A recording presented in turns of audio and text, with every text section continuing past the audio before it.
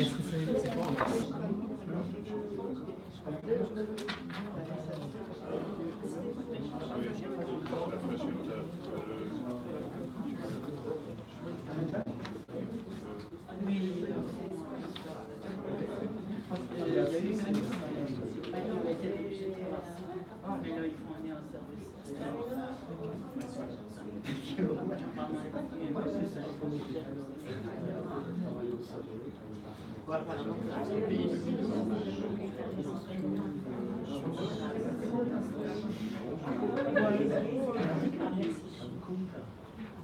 Il n'y a aucune considération.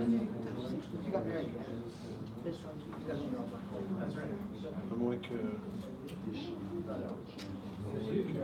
Mais il y a un moment de... Oui, oui.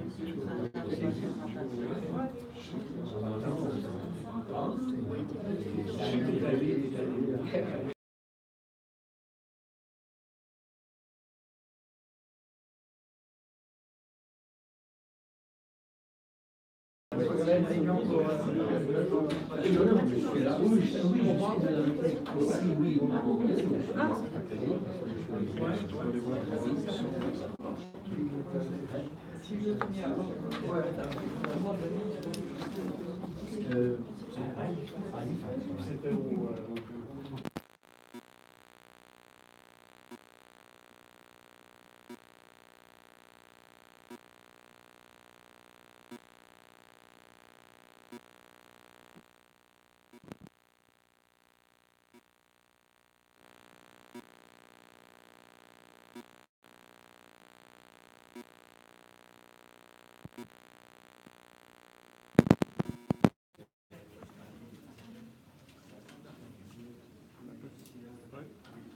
Tu entends quelque chose, oui? Tu as du son? Un moment.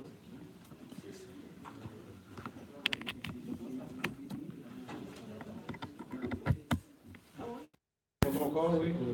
Tu entends du son? Ça va? Tant mieux? OK. Oui. OK, bonjour à toutes et tous.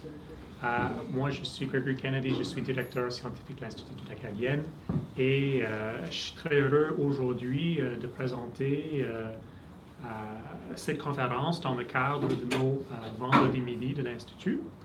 Aujourd'hui, il s'agit de John Reid de St. Mary's University, Halifax.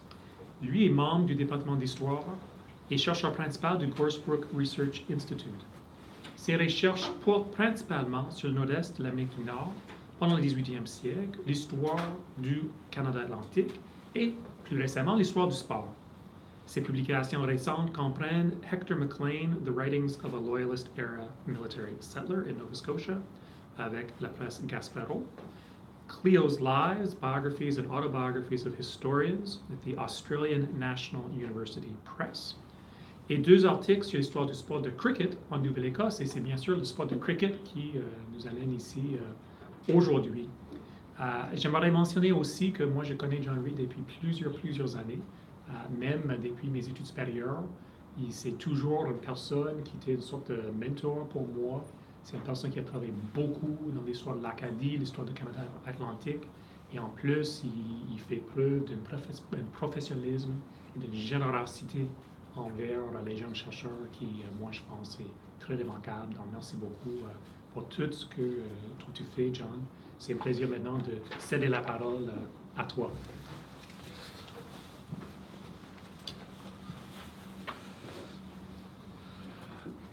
Merci bien et c'est un grand plaisir pour moi de lancer cette conférence aujourd'hui. Et je remercie M. Kennedy, l'Institut et tout le monde.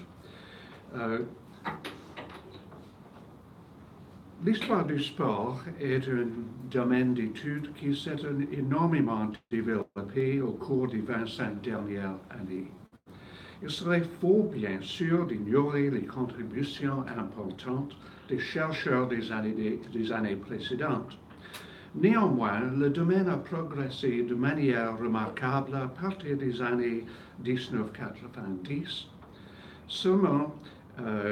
non seulement grâce à l'essor des revues influentes telles que le Journal of Sport History et le International Review of Sport History, mais aussi dans le contexte maritime, grâce au travail des chercheurs tels que mon collègue de St. Mary's, Colin Howell, dans le livre Northern Sandlots, A Social History of Maritime Baseball, a marqué une telle étape importante en 1995. L'histoire du sport a acquis un pouvoir explicatif non seulement dans l'histoire de l'activité sportive en soi, mais aussi dans l'enrichissement de notre compréhension de nombreux domaines liés à l'histoire sociale et l'histoire culturelle. Ceci comprend le rôle du sport dans la formation des relations entre les classes sociales, le rôle du sport dans la mobilité sociale, le rôle du sport dans la création et la consolidation des réseaux sociaux et culturels et d'autres domaines importants de l'étude historique. Mon propre travail se concentre surtout sur l'histoire du sport jusqu'en 1914, sur la base d'une part que la Première Guerre mondiale donne lieu à de nombreux changements dans la configuration sociale du sport, et d'autre part que l'emprise après 1918 des médias électroniques, radio, cinéma, éventuellement la télévision, a provoqué de nouveaux départs dans l'organisation et la consommation de l'activité sportive. Mon projet de recherche principal traite de l'histoire du sport de cricket en Nouvelle-Écosse, et j'aurai quelque chose à dire sur le cricket durant cette conférence, y compris, comme mon titre l'indique, en vous présentant en quelques minutes des joueurs de cricket acadiens. Et bien sûr, l'histoire plus étendue du sport acadien est un domaine en croissance importante. Les recherches d'un certain nombre d'historiens il y a plusieurs années, notamment Daniel O'Carroll, auteur de l'essai intitulé Les activités sportives en Acadie, dans l'importante collection L'Acadie des Maritimes, dirigée par Jean Daigle en 1993, ont été suivis plus récemment par le travail très intéressant de M. Maurice Basque et Mme Caroline McNally. Mais laissez-moi d'abord faire quelques observations plus générales qui peuvent être tirées de l'histoire du sport, ainsi que d'illustrer certaines pistes de recherche. Au niveau le plus général, ces réflexions découleront tous d'un principe fondamental de l'histoire du sport, à savoir que l'activité sportive est caractéristique de toute société humaine. En ce sens, l'histoire du sport ressemble à l'histoire de l'éducation ou à l'histoire de la religion, car elle explore une facette de l'expérience humaine qui peut prendre de nombreuses formes, mais qui traverse les frontières sociales et culturelles. Le sport n'a pas nécessairement un caractère formel, mais organisé formellement ou tout simplement un passe-temps moins organisé, l'histoire du sport explore un élément important et révélateur du passé humain. Non seulement sommes-nous des créateurs physiques dont les corps demandent à l'être exercés, mais les compétitions sportives, formelles ou informelles, offrent des occasions de négocier nos différences, que ce soit par des disputes sérieuses ou même hostiles, ou par la construction de ponts, par la compétition amicale et la socialisation qui l'accompagne. De plus, les pratiques sportives dans n'importe quelle société donnée, évoluent inévitablement en interagissant avec les caractéristiques sociales et culturelles particulières de cette société. Je vais présenter aujourd'hui Trois exemples plus généraux de la façon dont l'histoire du sport dans un contexte maritime peut éclairer des courants historiques plus larges. Le premier sera le rôle du sport en tant qu'influence dans l'histoire des colons et des indigènes à l'époque de la colonisation britannique et de ce qu'on qualifie en anglais comme settler colonialism, et ainsi la dépossession des indigènes. La seconde sera le rôle du sport dans l'interaction sociale parmi des communautés de colons. Le troisième sera le rôle du sport dans la mise en évidence et dans certains cas la négociation des différences de classe sociale et de race, particulièrement dans un contexte d'industrialisation vers la fin du XIXe siècle. Ensuite, je tenterai de dégager une signification particulière de toutes ces considérations pour l'étude de l'histoire du sport acadien. Pour se lancer dans le premier exemple, le sport des colons britanniques était profondément lié au processus plus large de colonialisme à partir des années 1780. Comme le démontre l'histoire de Mi'kmaqui, la patrie des Mi'kmaq, à cette époque. Settler colonialism a pris de nombreuses formes, à différentes époques et dans différentes parties du monde, mais dans le cas de Mi'kmaqui, les retombées spatiales et environnementales du déséquilibre démographique croissant entre les populations autochtones et les populations de colons étaient saillantes. Il n'y a eu de conquête militaire, ni de réduction formelle de terre. Mais il reste que les colons se contèrent de s'approprier le territoire autochtone avec l'approbation des régimes coloniaux représentés par les gouvernements provinciaux. Les changements environnementaux ont rapidement suivi. Ainsi, les forêts ont été défrichées et les voies navigables mises à de nouveaux usages.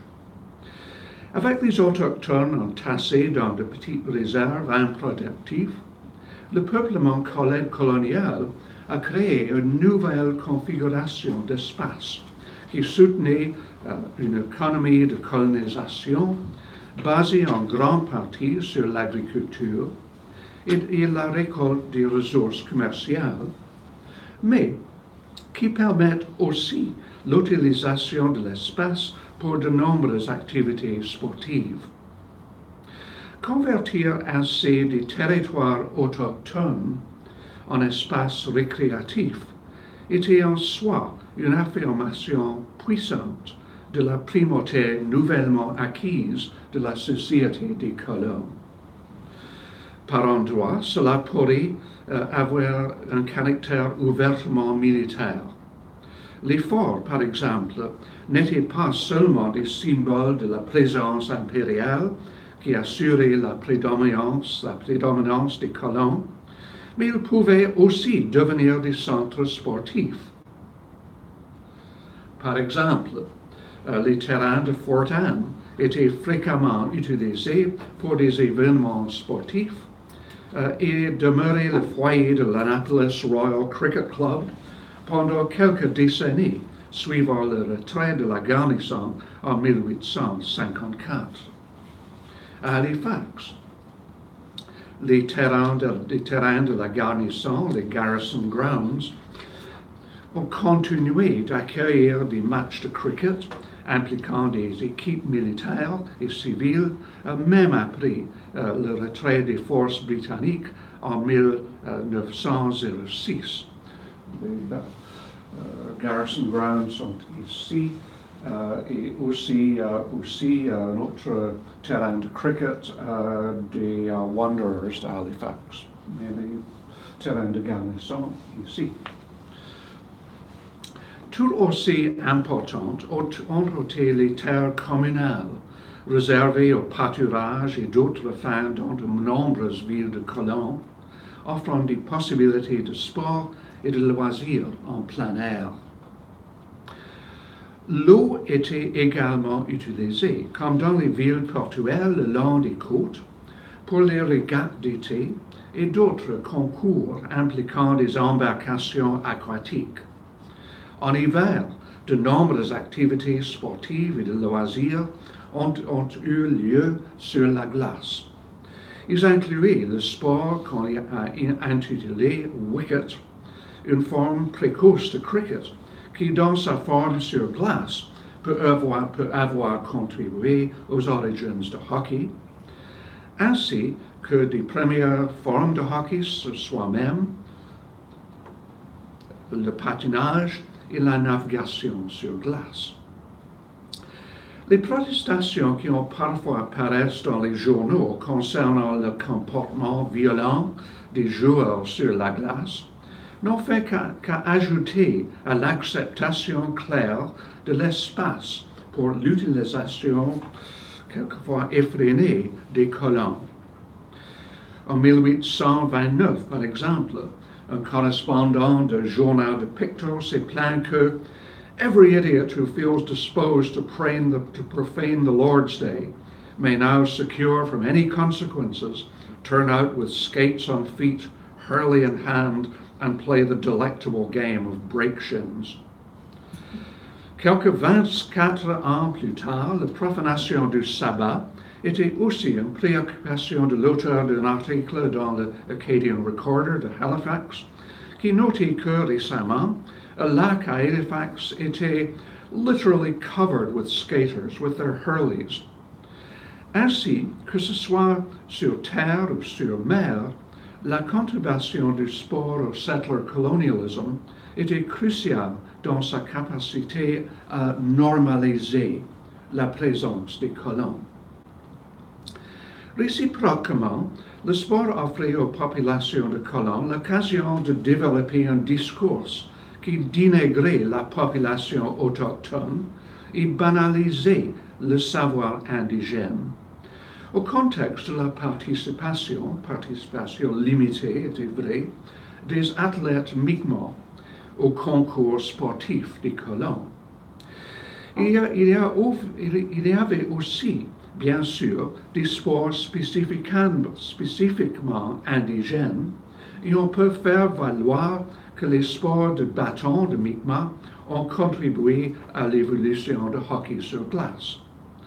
Cependant, les coureurs Mi'kmaq ont aussi participé à des courses à pied des colons, et les canoïstes Mi'kmaq ont participé à des régates. Lors d'une telle régate, dans les eaux du port d'Halifax en juillet 1826, un correspondant du journal décrivait l'arrivée des concurrents dans la classe de canotage. 4 canoes paddled by Indians were entered. 2 came in nearly stem and stern, and as they passed along the wharves, the repeated huzzas from the crowds of people were answered as frequently by the Indian whoop, which added much to the pleasure of the scene. À une autre occasion, il y avait aussi une course de femmes, et un journal a commenté que the Indian canoe races were as usual the most interesting of the day. Pourtant, le courant de condescendance qui affirmait si clairement la centralité des colons n'a jamais été absent, et dans un article de 1829, il est devenu particulièrement explicite. The grotesque experience, activity, and ardor of these children of the forest form a main part of the interest of our regatta. Juste l'expression « children of the forest », enfants de la forêt, a affirmé clairement la centralité perçue de l'espace des colons et la nature périphérique, comme perçue des colons de l'espace indigène. Ce qui était moins évident dans le discours des colons était la façon dont les sports permettaient aux athlètes autochtones et aux détenteurs des connaissances indigènes de contribuer à un ensemble de stratégies de survie élaborées par les communautés Mi'kmaq à travers de Mi'kmaqui à la suite de déplacements par colonisation. Un certain accès à l'économie des colons est devenu essentiel et les sources d'argent nécessaires pourraient provenir de la fourniture de produits forestiers naturels, de la vente de produits artisanaux, tels que la vannerie, et pour certains hommes et femmes, du travail salarié dans les contextes tels que la foresterie et la production de fruits de mer. Mais les sports de colons étaient une autre ressource clé. Lors des régates et des courses à pied, les gagnants pouvaient obtenir des prix, ce qui pourrait représenter autant que la somme substantielle de 5 livres. La production d'équipements sportifs utilisant les méthodes traditionnelles était également une source d'argent. L'exemple le plus remarquable étant le bâton de hockey Mi'kmaq. Travailler comme guide pour les pêcheurs et les chasseurs sportifs représentait une autre source précieuse de revenus pour les hommes des communautés Mi'kmaq ou Malicites à proximité des zones de chasse favorisées ou des principaux systèmes fluviaux. En termes autochtones plus traditionnels, la chasse et la pêche n'auraient pas été des activités sportives, mais des activités de récolte.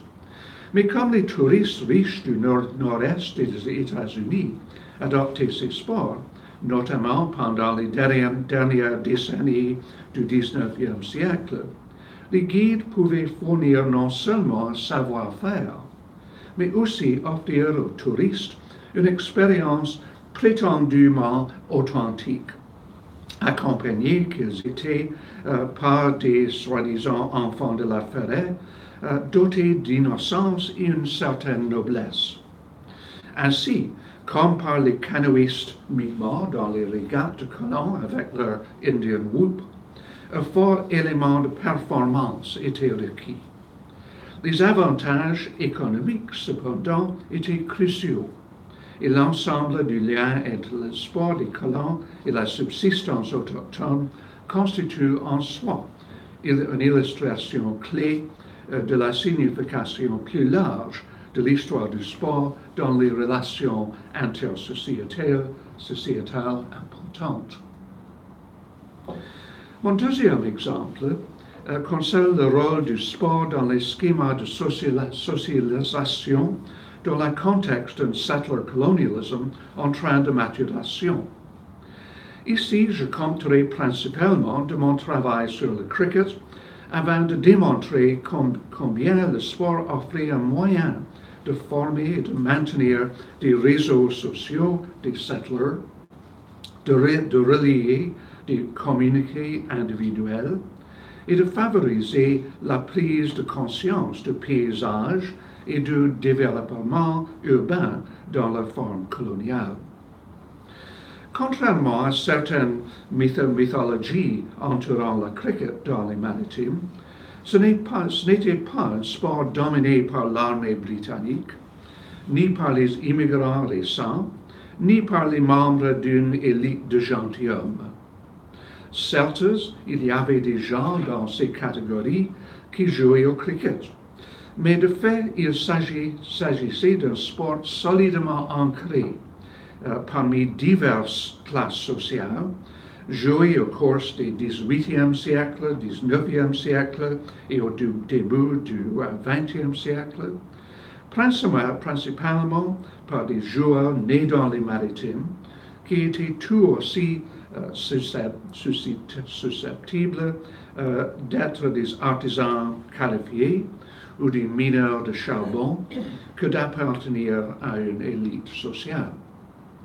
Le cricket a été joué à plusieurs niveaux de compétences et dans divers contextes sociaux.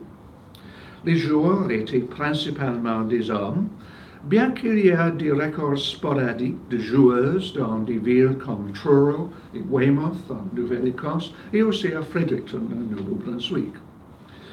Bien sûr, une grande partie de la popularité du cricket du 19e siècle s'est toutefois concentrée sur les concours entre équipes masculines représentant des villes ou des villages, bien qu'il est vrai que ces matchs étaient parfois caractérisés par des tensions parmi les joueurs et parmi les spectateurs. La réalité plus large était que la socialisation entre les villes et villages était un élément clé des activités liées au cricket.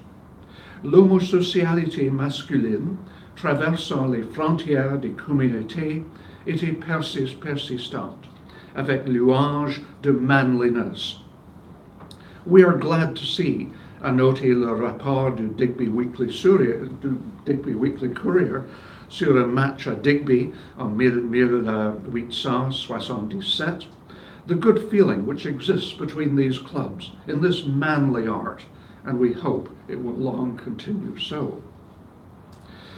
Pour toute la célébration de manliness, cependant, les femmes ont également participé à la socialisation qui a accompagné le cricket.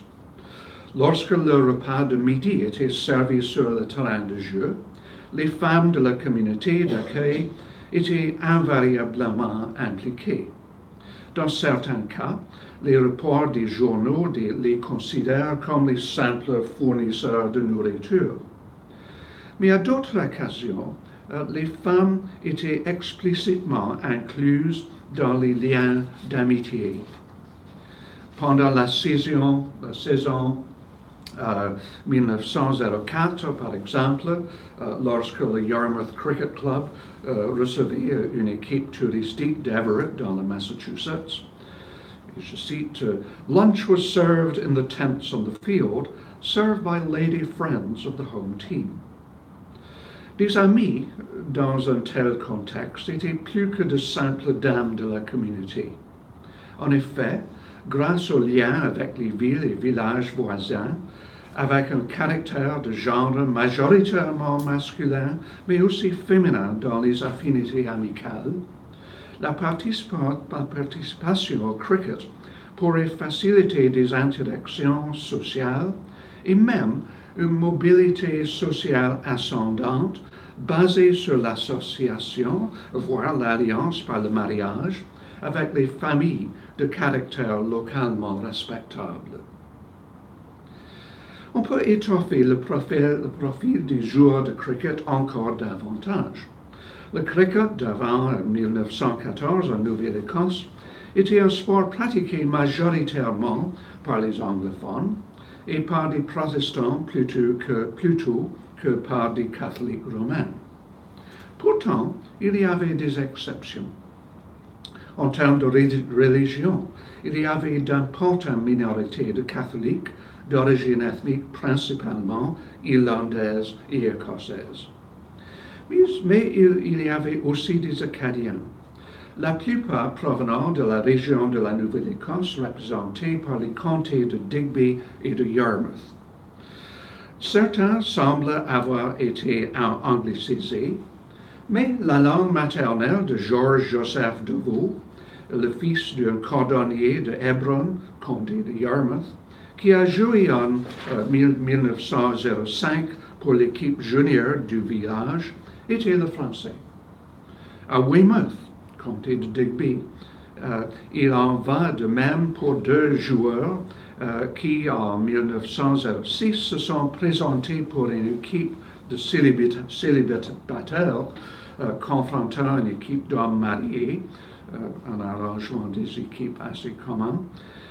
Les deux joueurs étaient Louis Leblanc, routier, et Edward Grenier, vendeur. Grenier était d'origine québécoise plutôt qu'acadienne. Son père ayant été exceptionnellement pour un francophone un missionnaire baptiste itinérant.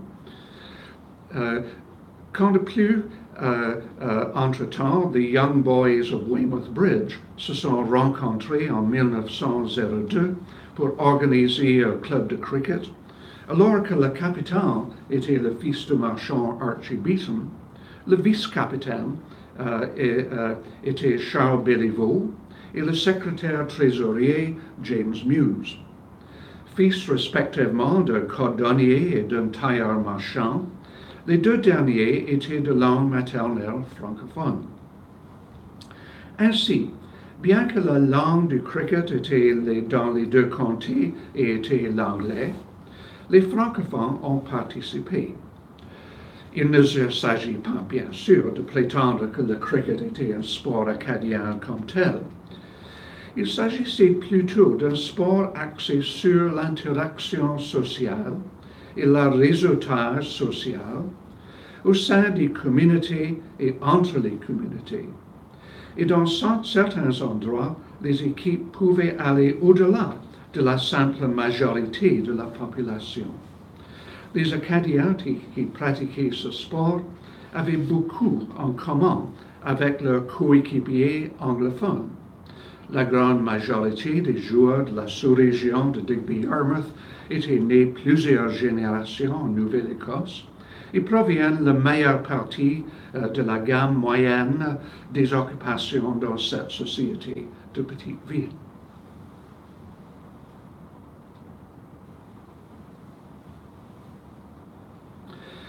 Mon troisième exemple concerne la négociation de la classe sociale et à l'intérieur de certaines limites, la distinction raciale par le sport, dans un contexte d'industrialisation à la fin du XIXe siècle. L'achèvement du chemin de fer intercolonial et l'introduction de la politique nationale du gouvernement du Canada qui ont eu lieu en 1879, ont provoqué une vague d'industrialisation sans précédent en Nouvelle-Écosse et au Nouveau-Brunswick.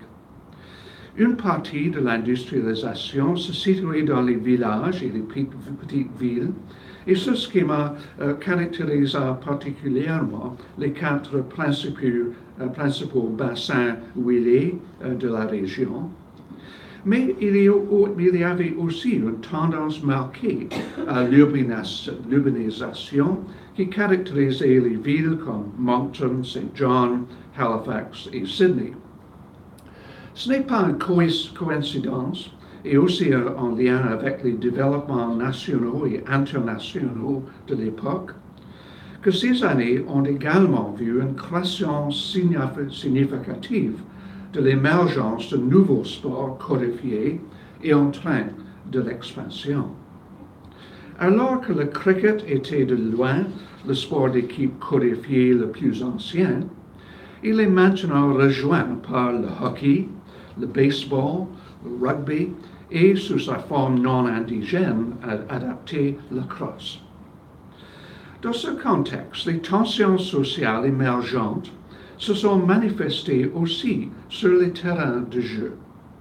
Les exemples les plus évidents étant les concours opposant un club d'élite sociale, tel que le club multisport des Halifax Wanderers, et une des équipes ouvrières de régions industrialisées. Les rivalités interurbaines n'étaient évidemment pas nouvelles en soi, mais le mélange de rivalités de classe ajoutait une nouvelle dimension qui se jouait différemment d'un endroit à l'autre. Pour poursuivre l'exemple de cricket, au Cap-Breton, le club d'élite de l'île, le Sydney Cricket Club, a su intégrer au début du XXe siècle quelques joueurs de la classe ouvrière, notamment des travailleurs de l'acierie. Par contre, dans le comté de Pictou, la situation était tout à fait différente. Comme les équipes de bassins miniers, y compris les mineurs et les métiers connexes, bien que se mêlant d'autres occupations de ces petites villes, ont simplement éliminé les clubs plus traditionnels et plus élitistes de Pictou et de New Glasgow. Lorsque le club de Westville a remporté son premier championnat de la Ligue provinciale en 1907, y compris des victoires satisfaisantes sur 3 clubs de Halifax, un journal local a célébré l'arrivée du trophée en, je cite, the little mining town in Pictou County, the home of cricket. Cependant, si la négociation de la classe sociale sur le terrain de sport était parfois difficile, la négociation des distinctions raciales, notamment en Nouvelle-Écosse, qui impliquait la participation des Afro-Néo-Écossais, était difficile aussi. Dans la plupart des grands sports, les schémas de ségrégation ont prévalu. Par exemple, le hockey, comme le montre le livre important de George Foster et Darrell Foster, Black Ice, The Lost History of the Colored Hockey League of the Maritimes, qui documenta à la fois la discrimination et l'agence des Africains maritimes en établissant une ligue séparée qui a assuré le développement de sport en parallèle, mais pas en association directe avec des opportunités de jeu pour les joueurs d'origine nord-africaine. De même, les recherches de mon collègue Colin Howell ont démontré que les clubs de baseball réservés aux joueurs de descendance africaine étaient bien établis en Nouvelle-Écosse et au Nouveau-Brunswick avant les années 1880. En effet, comme Howell a souligné, je cite, all black baseball teams helped to promote racial solidarity and black self-esteem, but testified to the continuing exclusion of blacks from mainstream white society. Le seul sport majeur qui amenait régulièrement les joueurs de descendance africaine à la même surface de jeu que les autres était le cricket. À Halifax, les opposants des clubs d'élite comme les Wanderers comprenaient régulièrement les Caribéennes, une équipe composée entièrement des joueurs de descendance africaine. Une autre telle équipe s'établissait à Cap-Breton, composée des travailleurs sidérurgiques d'origine caribéenne, et finalement rejoint le prestigieux Ligue de cricket de la Nouvelle-Écosse. Ce n'est pas à dire que le cricket a été exonéré des tensions raciales de l'époque. En 1913, par exemple, le club d'élite, le Sydney Cricket Club, a subi des tensions raciales avec une équipe connue à l'époque sous le nom de West India 11 of the Steel Plant. Les joueurs du club des Indes occidentales ont refusé de jouer un match, disant que la manière de l'invitation du club de Sydney les avait montré un manque de respect. Et bien que par la suite, le match a été arrangé pour le week-end suivant, il s'est avéré être une affaire de mauvaise humeur. Ainsi, au début du XXe siècle, l'histoire du cricket a mis en évidence des divisions sociales importantes, mais aussi des démarches provisoires par l'intégration et des occasions de négocier les distinctions de race et de classe sociale. Ainsi, comme on peut le constater, l'histoire du sport peut donc nous aider à comprendre les éléments clés de la relation troublée entre les colons britanniques et les habitants indigènes dépossédés. Il peut aussi éclairer les modèles de socialisation et la mobilité sociale dans la société des settlers d'une période légèrement plus tardive. Il peut également mettre en évidence les failles liées à la classe et à la race dans la société au cours de l'ère industrialisée. Mais qu'est-ce que tout cela signifie pour l'histoire acadienne? Tout d'abord, il est important de noter que, évidemment, le passé acadien a ses propres modèles distinctifs et relations sociales, de sorte que je ne cherche point à établir des correspondances exactes. Il serait trompeur, par exemple, d'interpréter l'histoire acadienne en sens simpliste dans le cadre de settler colonialism. Néanmoins, je suggère qu'il existe des questions intéressantes et prometteuses qui méritent d'être posées. Les Acadiens du début du 19e siècle et avant avaient une relation génériquement différente avec les voisins autochtones de celle des colons britanniques.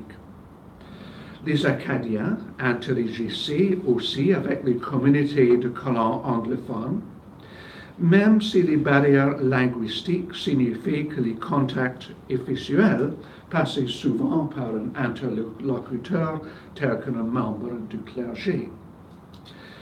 À une époque caractérisée, comme l'a souligné le père Anselme Chiasson il y a de nombreuses années, par des sports de balle informels mais réglementés et éventuellement par des compétitions sportives sur la terre, la glace ou l'eau, la question se pose de savoir dans quelle mesure les interrelations sont médiatisées avec les colons britanniques, avec les autochtones, localement par activités sportives.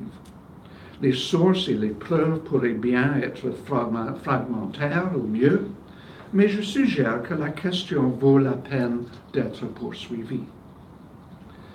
Un deuxième domaine d'exploration possible concerne le rôle du sport dans les collèges classiques et la promotion de la mobilité sociale acadienne.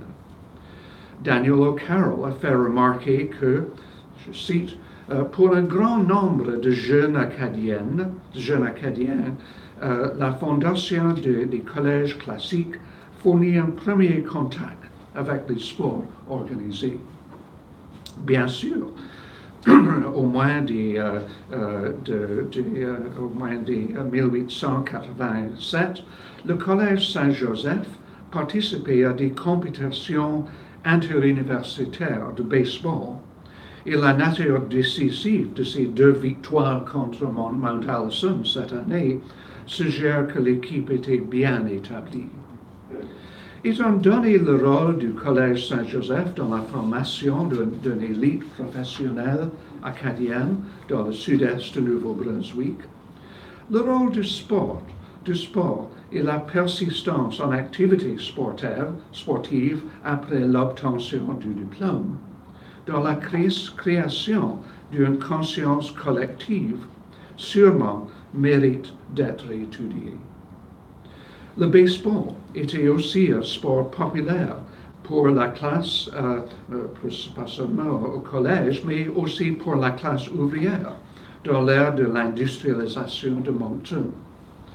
Colin Howell a trouvé peu de noms acadiens sur les listes des principaux clubs de baseball de Moncton, mais a pourtant trouvé des preuves dans le moniteur acadien de la fondation des clubs, comme un club acadien à Shediac en 1980 et d'autres clubs dans le nord du Nouveau-Brunswick. Il existe également des références complémentaires dans la base de données compilée de l'Évangéline par Monseigneur Donner Robichaud. De plus, avec la migration des travailleurs industriels acadiens à Moncton vers la fin du 19e siècle, une compréhension complète de la formation d'une classe ouvrière acadienne urbaine exige sûrement l'exploration des compétitions sportives ainsi que peut-être de la popularité d'un boxeur comme Gilbert Galland. Bref, comme dans le cas de toute société distincte et nationale, le rôle du sport dans le passé acadien mérite une analyse historique complète afin de mettre en évidence non seulement l'importance sociétale du sport pour les Acadiens, mais aussi les habitudes du sport acadien qui sont importantes pour notre compréhension de l'histoire du sport en général. Parmi d'autres découvertes potentielles, il est possible, voire probable, que l'on découvrira davantage de joueurs de cricket acadiens qu'on avait pu le croire. Je vous remercie.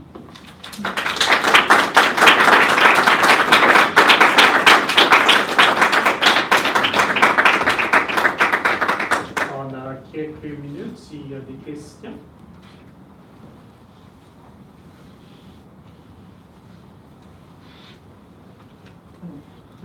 Oui.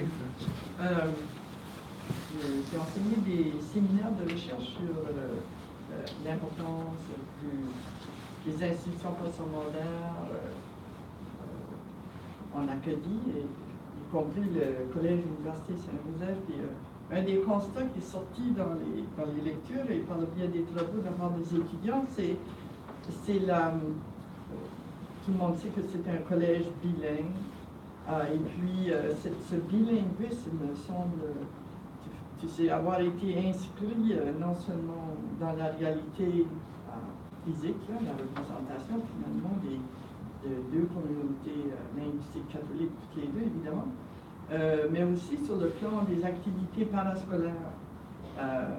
L'étudiant ou l'étudiante en question a surtout regardé pour essayer de comprendre ça, les différents clubs, les clubs de débat, les différentes sociétés, ou Société Saint-Jean-Baptiste, il y avait une société anglophone, mais la plupart, à l'exception de ces lieux-là, qui étaient nettement de nature culturelle, les sociétés de débat, comme exemple, étaient toujours représentées sur le plan même, je dirais, de l'organisation et de la gestion, donc du plan du comité organisateur, tu sais, là, il y avait toujours un président anglophone, un vice-président acadien, ou l'inverse, ou deux co-présidents, dont un qui était anglophone, l'autre qui était francophone. Et donc, j'appuie cette idée que l'étude de nos institutions, comme le Collège Université Saint-Joseph, peut éclairer beaucoup les rapports interculturels, je n'ai aucun doute que du côté des activités sportives, ça serait la même chose.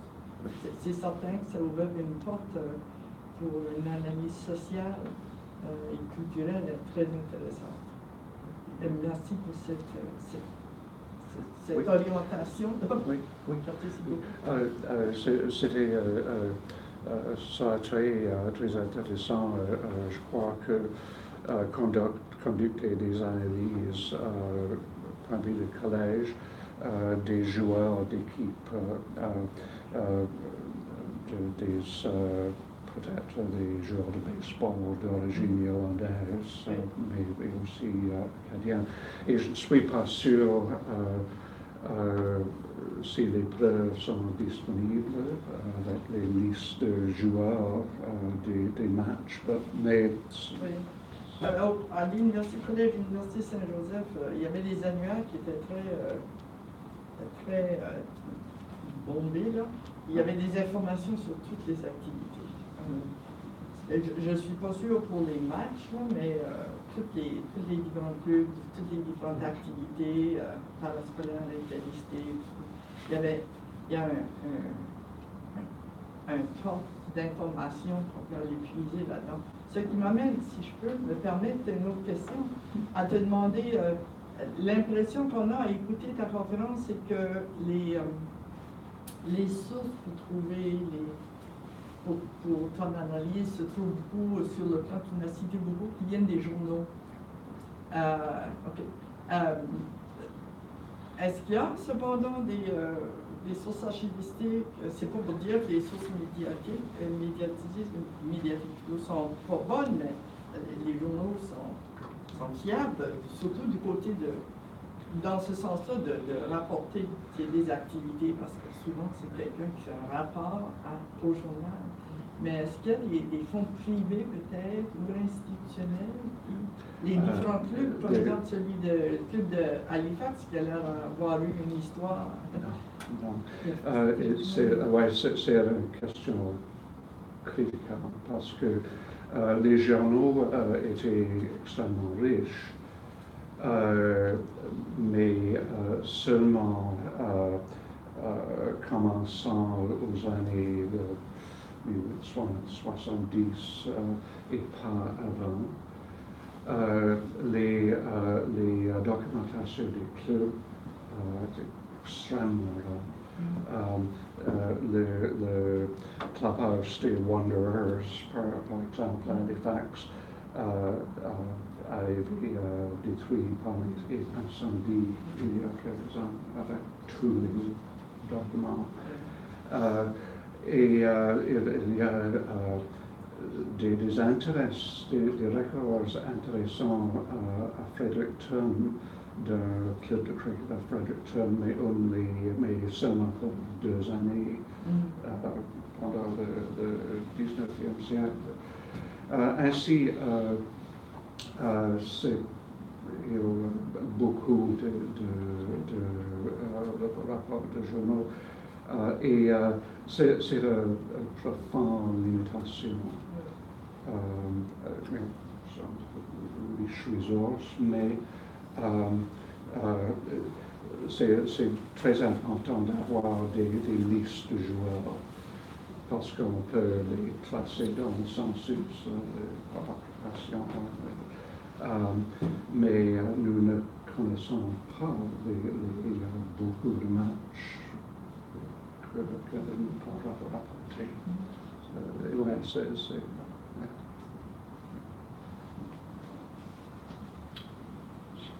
Oui.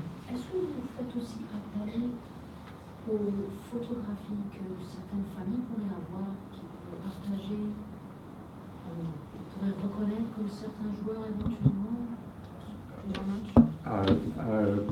non, mais c'est quelque chose que je dois faire. Ce projet n'est pas très avancé. Et il y a des photographies au musée, pas un grand nombre, mais oui, des collections de familles, des collections aussi des historiens locaux. Par exemple, il y a une grande collection à Stellarton, parce que l'historien local était auprès d'Orrington et il est décédé, mais les photographies étaient dans la famille. C'est une importante ressource. Oui, c'est peut-être une dernière question. Quand j'entends ça, ça me fait penser que la suite serait très intéressante parce que du côté du Collège Saint-Joseph et du côté du village, il y avait une compétition. Alors, c'était le baseball particulièrement, mais le hockey aussi. C'était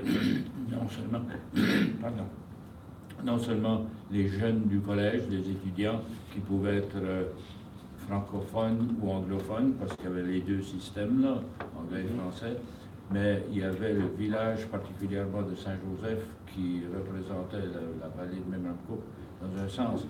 Et moi, je me rappelle d'avoir entendu compter en masse que dans les années 1920, 1930 et commencement des 40, l'ACJC de Saint-Joseph, avant les Rovers,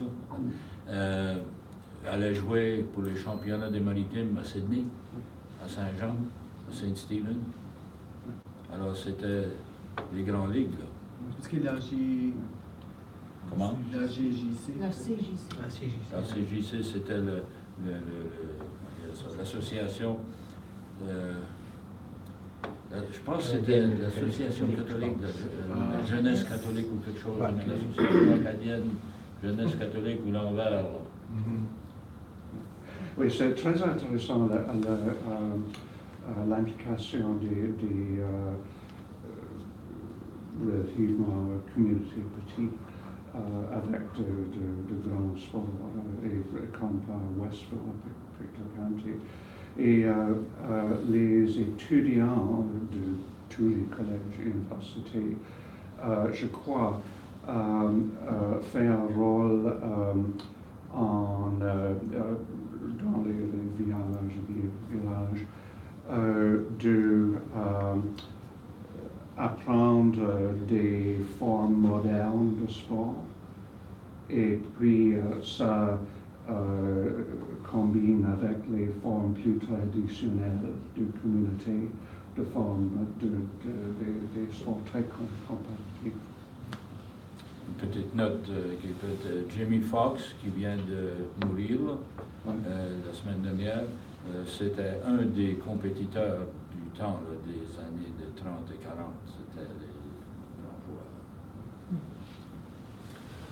Bon, donc notre heure est terminée, mais la discussion peut continuer. Il y a le café du fruit à proposer à vous, puis n'hésitez pas à continuer, poser des questions à John après, mais pour l'instant, je tiens à lui remercier très sincèrement pour venir à Moncton, pour faire l'effort de partager ses recherches avec nous, parce que l'histoire du sport, c'est un domaine, vous l'avez montré, avec plusieurs intéressant sur plusieurs plans.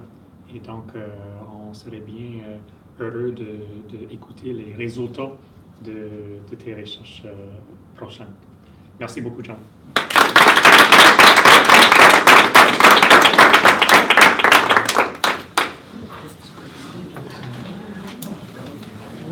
À bientôt.